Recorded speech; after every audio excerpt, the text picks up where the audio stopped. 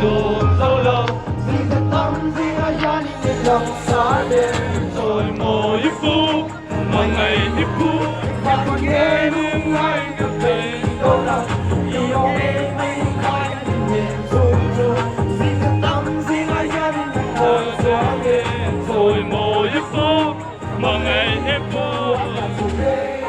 vẫn hầu thì em lại mà dễ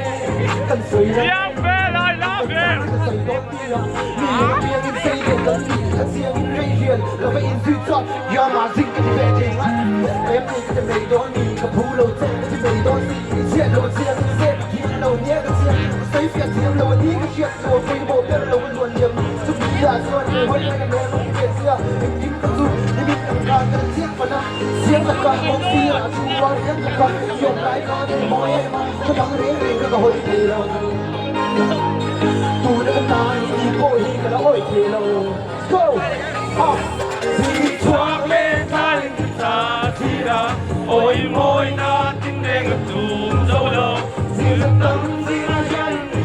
xa lên rồi mỗi phút mà ngày tiếp phút và nghe những ai gặp về